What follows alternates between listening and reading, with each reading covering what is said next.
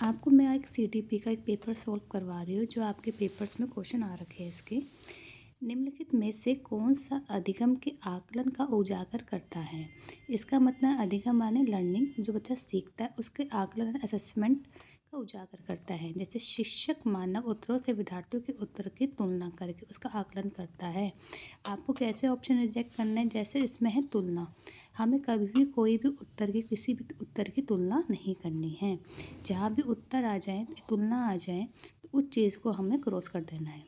शिक्षक पाठ्य पुस्तकों में दी गई जानकारी के आधार पर विद्यार्थियों का आकलन करता है। इसमें जो महत्व दिया गया है शिक्षक को दिया गया, उसकी पाठ्य पुस्तकों को दिया गया है, तो हम इस ऑप्शन को नहीं लेंगे।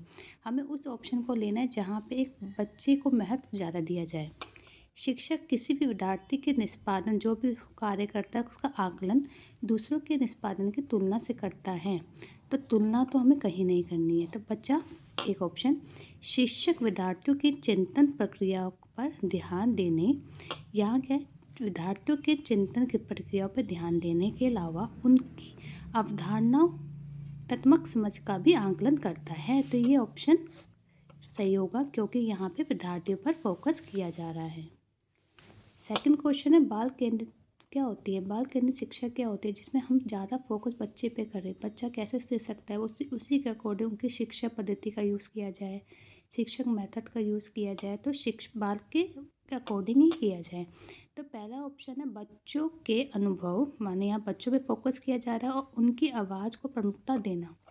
शिक्षक द्वारा बच्चों को आदेश देना, हमें बच्चों को आदेश कभी नहीं देना, तो ये सेकंड ऑप्शन गलत है। निर्धारित सूचना का अनुसरण करने में बच्चों को सक्षम बनाना, क्या हमें बच्चों को सूचना दे दी क्या उसका वो उसी की रट्टाफिकेशन करेगा? नहीं। कक्षा में सारी बातें सीखने के लिए शिक्षक को आगे आगे होना, हमें शिक्षक को मैप नहीं देना, हमें बच्चों को मैप तो देना है। तो ऑप्शन होगी बच्चों के अनुभवों और उनकी आवाज़ को प्रमुखता देना, ये ऑप्शन आपका ठीक है। थर्ड क्वेश्चन है निम्नलिखित में से कौन सा कथन भाषा और विचार के बारे में पियाजे और वाइगलोस के दृष्टिकोण का सही वर्णन करता है? आपको पता होना चाहिए जो पियाजे थे इनका मानना था कि बच्चे का जो विचार है वो पहले आता है और भाषा बाद में आती है। पर वाइगलोस्की इनके अपोजिट थे, उन्होंने कहा पहले भाषा आती है और भाषा पहले आती है और विचार बाद में आते हैं। तो इसमें ऑप्शन देखो, पियाजे के अनुसार पहले विचार जन्म लेता है, हाँ जी, क्योंकि पियाजे ने पहले क्या बोला है, विचार जन्म लेता है। वाइगलोस के अनुसार भाषा का विचार पर भारी प्रभाव पड़ता है। आपका यही ऑप्शन होगा सेकंड है, पहले विचार जन्म लेता है। नहीं, इनके अकॉर्डिंग पहले भाषा जन्म लेती है। दोनों मानते हैं कि बच्चे की भाषा से विचार जन्म लेते हैं, ये नहीं था, तो पहला ऑप्शन आपका ठीक होएगा। विद्यालय यात्रा पर जाने के लिए पोती को अपने पिता से बहस करते हुए देखते दादी कहती है, तुम अच्छी लड़की की तरह आज्ञाकारी क्यों नहीं हो? तुम लड़कों की तरह व्यवहार करोगी तो तुमसे कौन शादी करेगा? यह कथा निम्न में किसी का प्रतिबिंब करती है?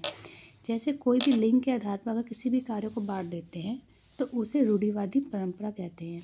जैसे यहाँ दादी का कहना है कि लड़कियों को ऐसा व्यवहार नहीं करना चाहिए, क्योंकि अगर वो ऐसा व्यवहार लड़कों की तरह व्यवहार करेगी तो उससे कोई शादी नहीं करेगा। तो उन्होंने लड़कियों के काम डिसाइड कर दिए कि लड़कियाँ ऐसा नहीं कर सकती, लड़के ऐसा कर सकते हैं। तो ये एक तरह की लड़कियों लड़कों के स्वभाव के बारे में रूढ़िवादी धारणा है।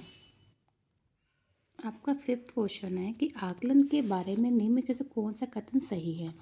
आकलन से विद्यार्थियों को यह सहायता मिलती है कि वे अपनी शक्तियों रिक्तियों को देखकर शिक्षक तदनुसार उन्हें ठीक कर सके। सही है, क्योंकि आकलन क्या है, हम आकलन से क्या करते हैं, बच्चों की प्रॉब्लम के बारे में पता करते हैं कि बच्चों को मेन प्रॉब्लम क्या है, हम कैसे उस प्रॉब्लम को जल्दी से जल्दी ठीक कर सकते हैं। तो ये आकलन ठीक है क्योंकि ये विद्यार्थियों की हेल्प करता है ताकि उनकी भी शक्ति है, जो भी उनको कमियाँ हैं उसको दूर किया जा सके।